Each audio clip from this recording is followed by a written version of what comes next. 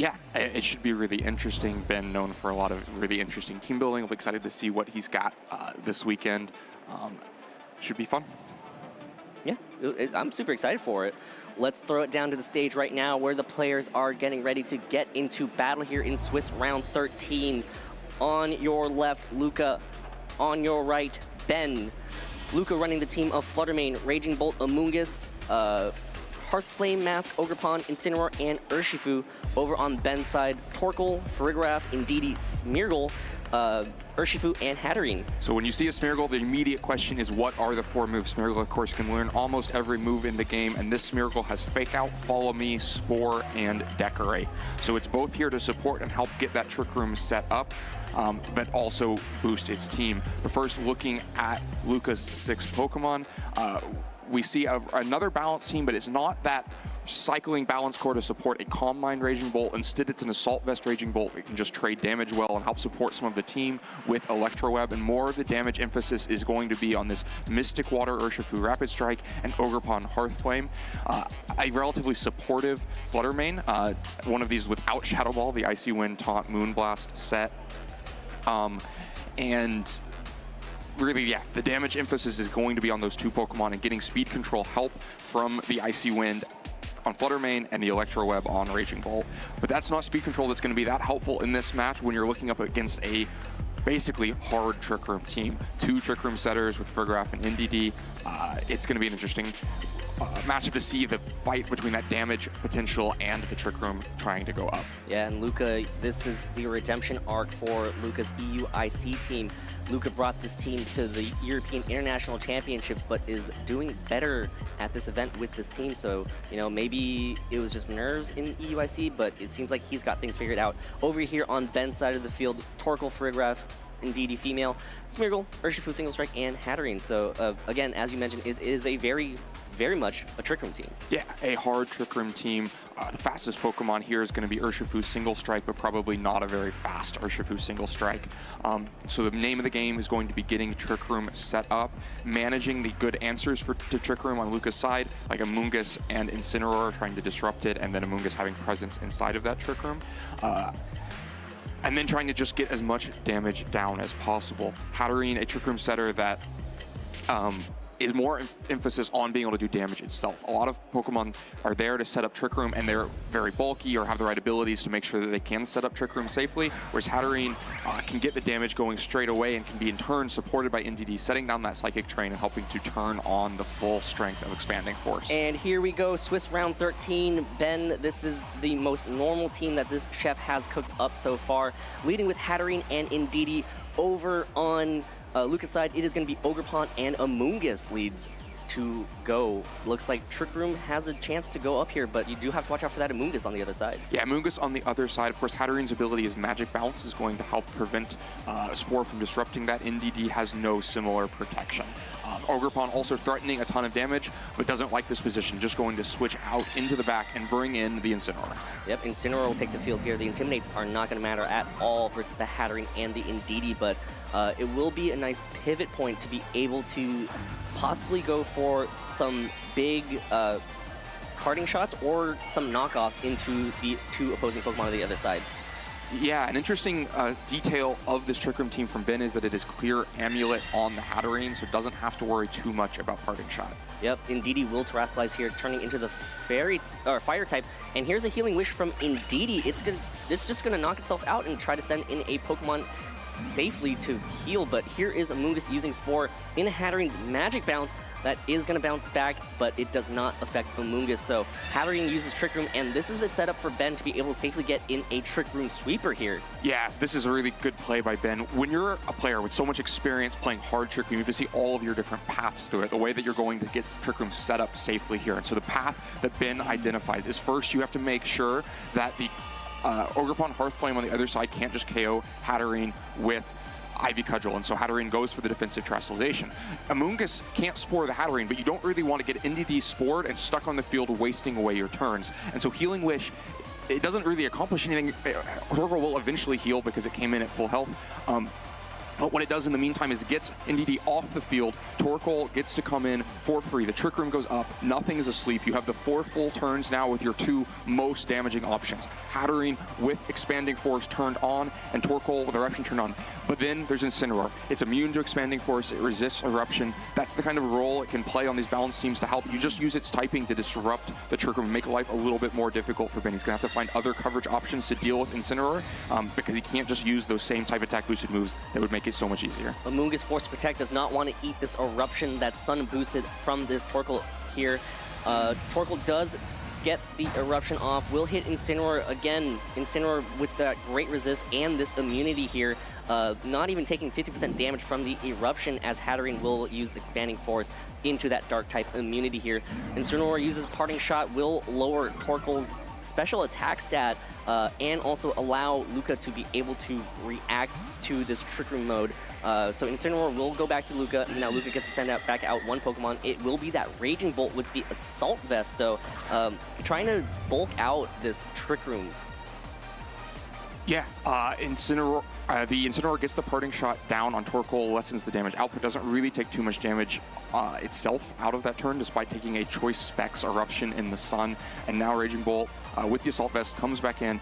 Still won't really love taking a combination of Expanding Force or Dazzling Gleam and Eruption, and Amoonguss still just as threatened as ever. You have to imagine that even with 1 Parting Shot down on Torkoal, Amoonguss is not going to be able to take a Choice Specs Eruption. No, it does not want to take this Eruption at all.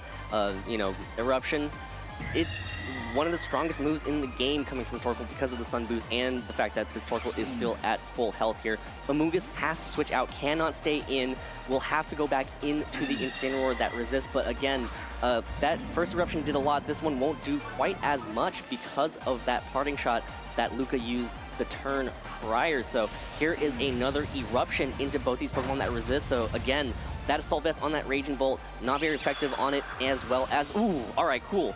Hatterene picks up the KO with the Dazzling Gleam, not going for an Expanding Force that turn, just maybe expecting that Incineroar to switch back in. So Incineroar gets knocked out there as Raging Bolt goes for a boosted Thunderbolt because of the Photosynthesis and brings Torkoal down to just a little bit of hit points. Yeah, Torkoal going down low. The Raging Bolt has the Photosynthesis from the Sun, meaning that does so much damage. And yeah, the name of the game is getting out of Trick Room for Luca. So even a turn like that, Incineroar gets traded away. There was somewhere the damage had to go, but now we only have 2 turns of Trick Room left. He's managed to use the resistances of Incineroar and the bulk of Raging Bolt to get through a couple of them, but now Ben's got to capitalize on these last couple turns of Trick Room. Raging Bolt, of course, cannot protect itself, cannot go for Thunderclaps with Psychic Terrain down, and so is looking pretty vulnerable, and is a vulnerable spot for the team. If Amoonguss were to come into that slot, you have to imagine it's easy to target a fire move in that direction and just lock in 1 more KO in this turn of Trick Room. Yeah, so again, that Raging Bolt, Photosynthesis boosted with the Assault Vest, really proven how bulky it can be. I mean, it switched into those just extremely safely. Took the damage really well here, as Ben will retreat Torkoal here, will replace it with an Urshifu. So Urshifu will take the field here. Operating in the Sun, not ideal condition for Urshifu, as Luca will opt to Terrasilize. It is going to be that Ogerpon will get that Embody aspect and get an attack boost. So this Ogerpon right now threatening damage right as Trick Room is about to expire. Yeah, it needs to try to trade some damage this turn, is hoping to be able to take whatever the Hatterene throws out. This Expanding Force is going to do a lot of damage, but not quite enough, which means Ogerpon is going to be able to get a boosted attack off this turn. Yep, and Ogerpon will opt for a Stomping Tantrum into that Hatterene slot. Does get the 1-hit KO because of that Fire Terastallization, but down to the Ogerpon and Amoonguss over on Luca's side of the field. The Urshifu on Ben's side of the field, as well as Torkoal in the back. Yeah, getting the Urshifu in is helpful because I'm sure the Ogerpon would love to protect through this last turn of Trick Room. But of course, Urshifu has no protection against the Spore. Amoonguss can just move first in this Trick Room and try to put it to sleep. And the Torkoal on the other side is weak and can't go for an Eruption. Did get the chance to switch back out and come back in, which means it can pick a new move, can opt for Heat Wave or Weather Ball instead to have a different fire option. the Ogrepon's still going to need to protect itself, wants to get through this last turn of Trick Room. Yep, Ogrepon will protect itself as Torkoal opts for a Weather Ball. Big damage in the sun into that Amoonguss and gets the one-hit KO there. So it's going to come down to this Ogrepon on Luca's side and how it can deal with the Urshifu and the Torkoal. Yeah, and so basically there was enough damage there to lock up the game. The Weather Ball KOing Amoonguss prevents the Spore from putting Urshifu to sleep, which means that Urshifu gets that Wicked Blow off, KOs Ogrepon and ends this game. Just so much sheer damage. Ben needed one Trick Room. He won the game on the last turn of the Trick Room. 5-turn long game, just barely has the damage to get it done. Yeah, so Ben right there using this hard Trick Room team to be able to just set up Trick Room, get in your sweeper extremely safely. I mean, what a setup that was with the Indeedee and the Hatterene leads, right? Like, just immediately Healing Wish just to knock out the Indeedee and be able to get in a Trick Room sweeper like Torkoal right off the bat. The Healing Wish is so smart because you saw that it really did take all 4 turns of that Trick Room for Ben to win. And it did not have the health bars to try to set up a second Trick Room if it expired. And so if you waste a few turns with Indeedee needing to switch out, wasting turns trying to wake up again from a Spore, then you're just not going to be able to clear this team within those 4 turns. But it recognizes that Indeedee is not important now as a health bar. It's important to just get it off the field, get attackers in the nick of time, and get it done. Yeah, so amazing play and setup right there from Ben. So Luca is now going to have to try to figure out how to prevent Trick Room from being so problematic. I mean, the magic bounce on that Hatterene is just so important just to be able to not be put to sleep by that Amoonguss. And also, like, just the Torkoal threatens that Amoonguss immediately off the bat. I mean, being able to send in your Torkoal for free under Trick Room, no risk of any damage, and Torkoal is not a speed Pokemon, just being able to fire off Sun boosted, Choice Specs boosted eruptions at full health, dangerous. Yeah, absolutely dangerous. It's hard to find the right combination of Pokemon that can actually weather a turn against both the Hatterene and the Torkoal at the same time. You know, Raging Bolt can resist the eruption, take not that much damage from it, but then has to take a Dazzling Gleam that does so much. Yep, and here we go, game 2 of Swiss round 13. Ben leading the same, the Hatterene and that Indeedee. Ogrepon and Amoonguss over on Luca's side of the field. Yeah, so it could be more of the same, right? The same leads, the same options are available, but it's a scary thing because if you go for exactly the same play of Terrifier and Healing Wish, it could just be an Embody Aspect boosted Stomping Tantrum KOing Hatterene and preventing Trick Room and really ending this game on the spot if you were to just lose 2 Pokemon. So very risky for Ben to try to find the same play, but that means that it's going to be a little bit easier for Luca. If that was the best play available for Ben and it is not feasible to go for it a second time, then what is the next option? What is the next step down in the matchup prep? Yeah, so Ben must be worried about going for the same option because of that threat that you have mentioned. Amoonguss on Luca's side of the field will switch out. It is going to be the Incineroar on Luca's side. Again, these Intimidates, not going to matter, but if Torkoal does somehow get in safely, then at least Incineroar will be able to deal with that Torkoal. Ogrepon on Luca's side of the field is going to Terrasilize here, get that Embody Aspect exactly as you mentioned, that one stage of increased attack, a possible Stomping Tantrum. If that Hatterene does Terrasilize, that is going to be a one-hit KO as we already saw in the last game. So here we go. How is Ben going to react to this? Indeedee just opting for a Follow Me here. Okay, great adjustment. Just not wanting to go for the same leads here, or the same moves here. The Stomping Tantrum does land into that Indeedee, does a little under 50%. Ogrepon will take some chip damage from that Rocky Helmet, but Hatterene, most importantly, is able to set up Trick Room safely. Yeah, Hatterene gets the Trick Room safely. Ben makes the right adjustment. 1 turn ahead in both Game 1 and Game 2. That little bit of chip could actually be impactful. I think that's about the same amount of health that Ogrepon survived the Expanding Force with in Game 1, which means it's not probably going to be able to do that this time. But Incineroar's on the board where it needs to be, and Ben doesn't have that full momentum this time. Indeedee just stays on the field this time, doesn't get to go down for free, but that doesn't mean Ben still has 4 Pokemon. It's not always that you want your Pokemon to go down. Indeedee might be able to still get a Healing Wish off this turn and get itself off the board, or just continue to play and fight with Indeedee. Yep, Indeedee will go for a Dazzling Gleam here. Not very effective into the Ogrepon, but Incineroar will get the KO on Indeedee with a knockoff. Going to take a little bit of chip damage again from that Rocky Helmet. So now Ogrepon will be able to go for an attack here. Can go for some big damage. Will opt for the Ivy Cudgel. Lands into that Hatterene, and it is still a very strong attack and gets the one-hit KO from that range. Yeah, so not a great turn for Ben there, right? You can see the change that happens when NDD is stuck on the field. It's not actually slow enough to move before the Incineroar just gets knocked off and KO'd. And that means that without the force coming out, Ben probably expecting a spiky shield from the Ogerpon on the other side. The damage wasn't there to KO Ogerpon, just some chip kind of dazzling gleam, which means that Ogerpon gets the Ivy Cudgel off and sets this game at a 4-2 advantage in Luca's favor. But now it's a 4-2 advantage with the big attackers on the field. Choice Band Urshifu is here. Choice Specs Torkoal is here. They will never switch attacks. They will never switch off the field. They will just do damage for the next few turns and try to get through Luca's team in time. And it's really challenging to just lock yourself into that eruption button, because if Torkoal takes any damage at all, that damage output begins to just shrink, and you never want to have a low health Torkoal on the other side of the, or you never want to have a low health Torkoal on your side of the field just opting to go for, you know, really pitiful sun boosted eruptions, as Torkoal will terastallize. It will become the fire type to boost its fire type attacks even stronger. So this Torkoal right here trying to do as much damage as it possibly can here under this Trick Room. It is going to opt for an eruption.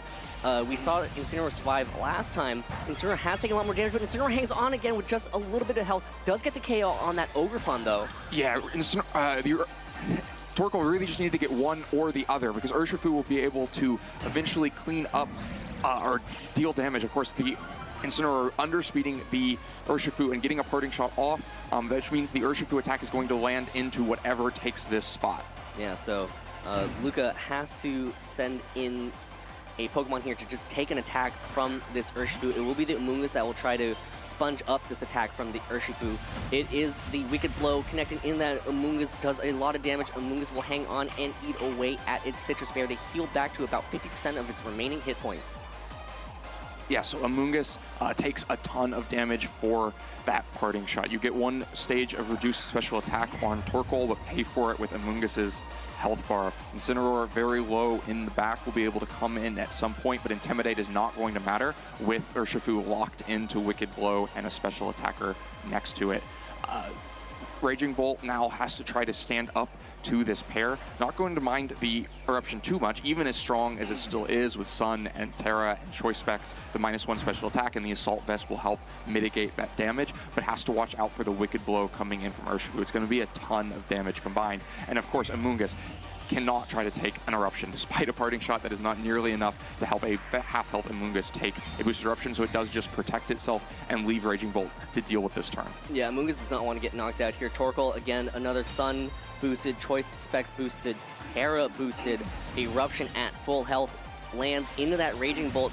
We saw that Raging Bolt take it extremely well, and you see it again, like Raging Bolt with that Assault Vest, just such a bulky Pokemon, but here's the Wicked Blow, lands into Raging Bolt, gets the KO from that range, so just enough from that eruption to just put that Raging Bolt in range. So these two Choice locked sweepers in the back are doing work here for Ben.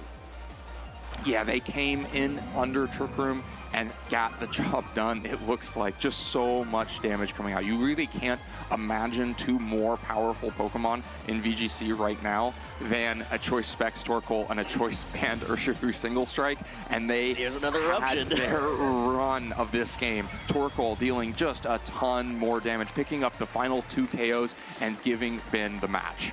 That was so much damage being dealt out in the final turns. Ben knocking out the Amoonguss and the Incineroar, securing a win here in Swiss round 13 against Luca. So, you know, Luca played his best, but Ben with the Trick Room team just a little bit stronger. Just having that ideal setup that Ben really wanted to do. He really wants to play in Trick Room. Guess what?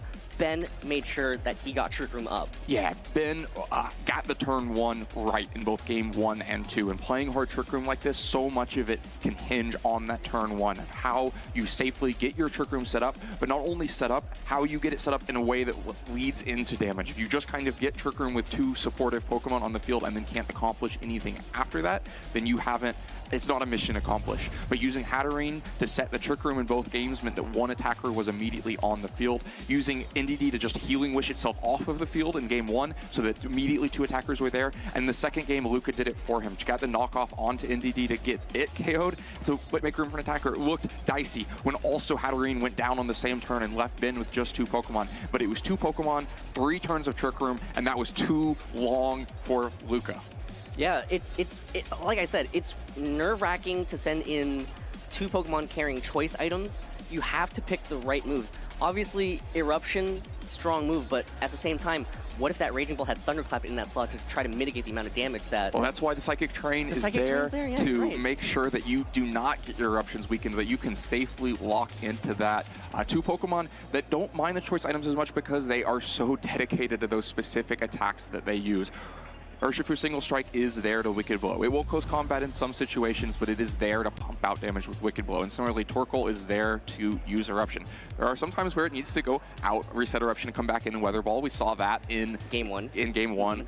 But when it is uncontested, to just keep firing off those Eruptions, even into resisted targets like Incineroar and Ogerpon. Remember that first really impactful Eruption was into 2 fire types, but it picked up the KO on Ogerpon and nearly picked up the KO on Incineroar as well, and almost, I think, hurt Luca just as much by Incineroar hanging on, which meant it had Departing Shot, which meant that Umungus had to take that Wicked Blow and take so much more damage. I don't think it was going to matter one way or another. The damage was just coming in too hard and too fast. Yeah, I mean, that's the ideal Trick Room setup. You set up Trick Room, and then a lot of times with a lot of Trick Room teams, you have to try to pivot out your pieces in order to get your sweepers in, right? You usually have a setup Pokemon as well as that Trick Room setter, like a setup Pokemon that will allow you to easily set up Trick Room, maybe like a Rage Powder or Follow Me, or possibly a Fake Out setup from, you know, that's been strategies for decades now to be able to set up Trick Room. But then you can't really easily take advantage of that because, you know, this is more of a Pokemon that will help you set up, and then the Trick Room setter itself,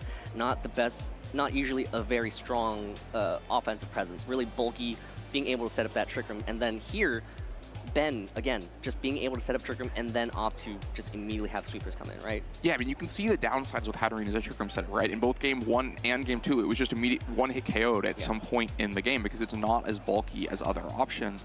But the difference is that if you can find the right support option next to it, the right choice of move for turn 1 to get Trick Room anyway, then you instantly have an attacker out. You're pumping out big damage with Expanding Force or Dazzling Gleam. That means you're not in as passive of a situation, and you're more likely to win in the first Trick Room. Some Trick Room teams, you know, often ones that feature Cresselia or almost just balanced teams that can play a longer game, try to set up a couple of Trick Rooms. If that's what happens, it's just one of your options during the game. When you're playing these hard Trick Room teams that really want to win in those first 4 turns where Trick Room is available, that's where you need to make sure the damage is on there immediately. Absolutely, Len. Ben Grissmer advances to 12-1 on day 2 here. Let's go ahead and throw it down to Joe in the lounge with an interview with Ben. Thank you very much, Dwee and Len. I'm here with Ben Grissmer, a winner on stream just now. And Ben, you're having a great weekend so far. You're having a great record. How are you feeling after that victory?